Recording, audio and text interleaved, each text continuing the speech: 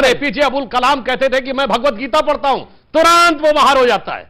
ये सब क्या देखना पड़ रहा है? अच्छा है मैं अंधा हूं।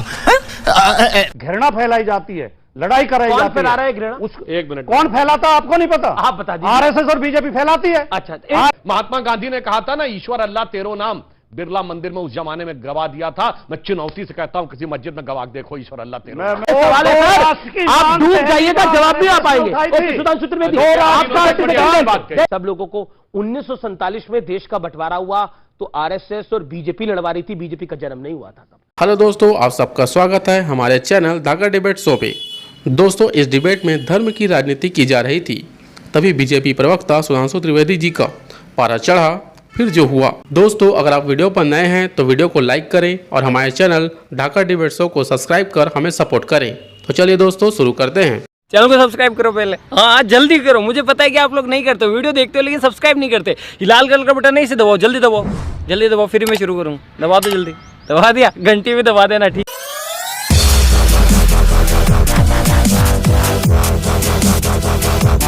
ये राम और कृष्ण क्यों नाराज हो रहे हो? आप यहाँ का युवा राम और कृष्ण से प्रेरणा लेता है, इन लोगों से नहीं। पॉइंट नंबर 1, पॉइंट नंबर 2, अब आप सुनना पड़ेगा। अब पॉइंट नंबर 2, मैं आपके बाद सुधांशु, आपका जवाब जरूरी है। नहीं, पहले मेरा जवाब पूरा हो जाए।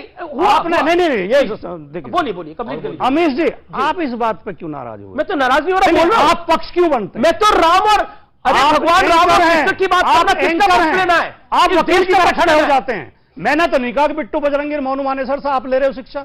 आपने कुछ लोग ले रहे हैं, कुछ लोग आपने बोला, उन्होंने वीडियो डाल के कहा है कि वहां आ रहे हैं हम और वो यात्रा निकाल रहे हैं। ऐसे लोग हमारे आदर्श कभी नहीं हो सकते, और अगर ऐसे लोग हमारे आदर्श हैं तो वो धर्म गड्ढे में जाए। तो आपने तो स्वामी प्रसाद मौर्य को आदर्श माना हुआ है। नहीं, स्वामी जो रामचरित मानस हमारे पार्टी के सम्मानित नेता हैं। हाँ, तो प्रत्येक लड़ाई लड़ रहे हैं। किसी और धर्म ग्रंथ की जरा के देखे ना, स्वामी दूध का दूध और पानी का पानी क्या होता है। प्रसाद मौर्य कोई धर्मगुरु नहीं है। आप राजनीति और धर्म को एक जगह क्यों मिला रहे हैं? क्यों नहीं मिलाऊंगा? नहीं, आप क्यों नहीं मिलाऊंगा? आपके नेता ने मिलाया। अगर मिलाओगे तो आप गलती कर रहे हो। आपके नेता ने मिलाओगे तो गलती कर रहे हो। देखिए, इन्होंने बात कही, वहीं से मैं कहता हूं जो धर्मगुरु नहीं है उसको धार्मिक विषय पे नहीं बोलना चाहिए, टिप्पणी नहीं करनी चाहिए। डॉक्टर नहीं हो तो डॉक्टरी पे मत बोलो, इंजीनियर नहीं हो तो इंजीनियरिंग पे मत बोलो, इकोनॉमिक्स नहीं हो तो इकोनॉमिक्स पे मत बोलो।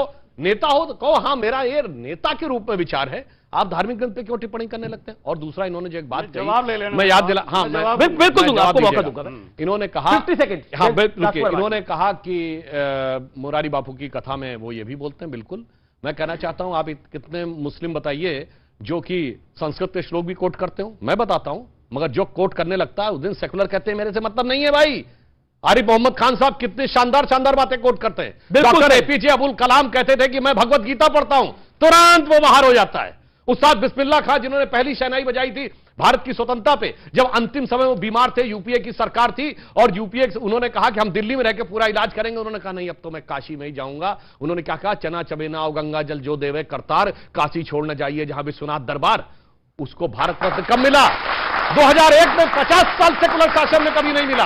इसलिए, और सुनिए, महात्मा गांधी ने कहा था ना, ईश्वर अल्लाह तेरो नाम बिरला मंदिर में उस जमाने में गवा दिया था। मैं चुनौती से कहता हूं किसी मस्जिद में गवाह देखो ईश्वर अल्लाह तेरो। ये जो आप सेकुलरिज्म की बात कहते हैं, सेकुलर परेशान जी, और सनातन का सम्मान इसलिए कहा जाता है, बहुत संभल के बोलने की बात होती है। और मैं सनातन सम्मान में एक और बात कहता हूं, हम एकमात्र ऐसे धर्म हैं जिसकी की तारीफ साइंटिस्टों ने की है जो हमारे धर्म को नहीं मानते। रॉबर्ट ओपेनहाइमर ने श्रीमद् भगवत गीता के बारे में बोला है। बताओ भाई, उस धर्म को न मानने वाले किसी साइंटिस्ट ने बोला हो, साइंटिस्ट ने बोला हो धर्म ग्रंथ को, और वो भी जो उस धर्म को न मानता हो। इरविन शॉडिंगर ने बोला है अपनी किताब में। बहुत लंबा हो गया। और तो सुनिए, फिट्ज कैप्रा ने बोला है, वर्नर हाइजेनबर्ग ने बोला। मैंने 4 बताए, बताइएगा 2 को। ओके, इसलिए सम्मान की बात। ठीक है, जी राजकोट वाटी 50 सेकंड।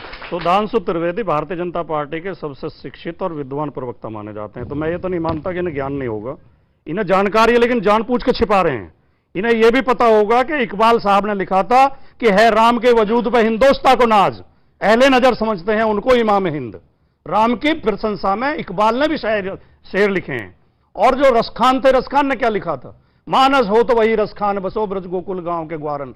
श्री कृष्ण की स्तुति में उन्होंने छंद लिखे हैं। तो ऐसा नहीं है कोई मुसलमान नहीं कहता, मुसलमान भी राम को मानते हैं, कृष्ण को भी मानते हैं, हिंदू भी मुसलमानों का सम्मान करते हैं, इसी से देश मजबूत होगा। ये जो लड़ाने की राजनीति है, ये जो अपने राजनीतिक स्वार्थ के लिए घृणा फैलाई जाती है, लड़ाई कराई जाती है, फैला रहा है घृणा? एक मिनट, कौन फैलाता आपको नहीं पता? आप बता दीजिए। आरएसएस और बीजेपी फैलाती है। अच्छा, आरएसएस और बीजेपी का एजेंडा ये है कि लोगों को लड़ाओ, जाति के नाम पर लड़ाओ।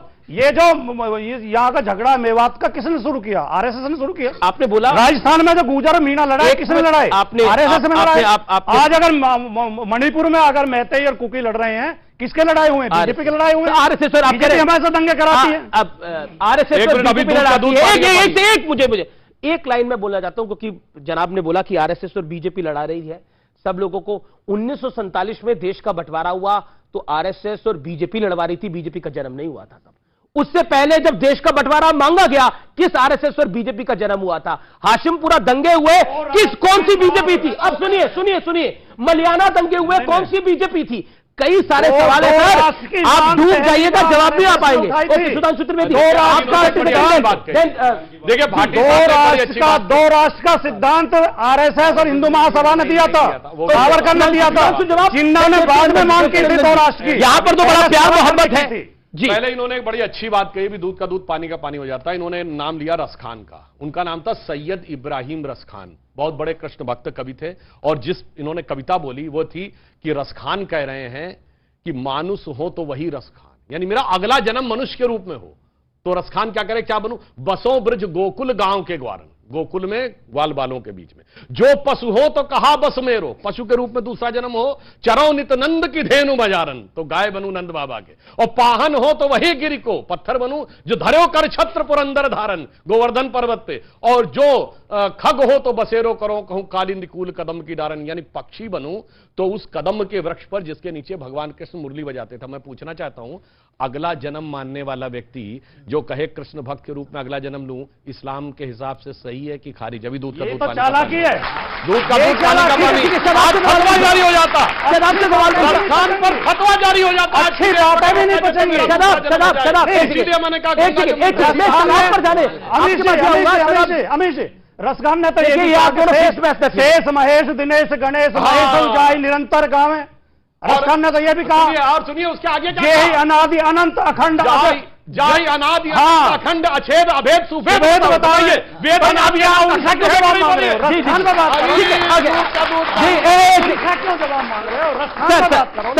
खान को मानते अब या तो ये, अगर आज कोई मुस्लिम कह दे कि वेद अनादि अनंत अखंड है, कोई कह दे मेरा आज भी बहुत कहने वाले, आज भी बहुत।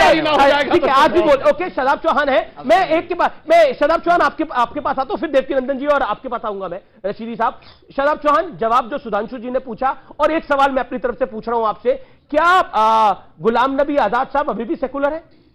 मैं तो कह रहा हूं कि वो गुलाम नबी से गुलाम भागवत हो गए, क्या हुआ नहीं मालूम, लेकिन उनको जिस चीज के बारे में क्या हो गया, गुलाम नबी से लेकर के गुलाम मोहन भागवत तक का सफर उन्होंने, क्योंकि वो तथ्यहीन बात कर रहे हैं, वो ऐसी बात कर रहे हैं। उन्होंने कहा कि किसी का इतिहास इतने साल पुराना है, उन्हें पता होना चाहिए कि हमारा ये बिलीफ है। उनको नहीं मालूम, उनका बिलीफ ही नहीं है कि जब से दुनिया बनी है तब से इस्लाम है। हिंदू और मुसलमान सब प्यार से रह रहे हैं। आप कहे मथुरा का विवाद लेके आगे पड़े, कहे आप ज्ञान वापी को लेकर इतनी चर्चा कर रहे हैं, इतना प्यार है, प्यार से मांगेंगे सब दे देंगे। निवेदन है मेरा, क्या बात कर रहे हैं आप?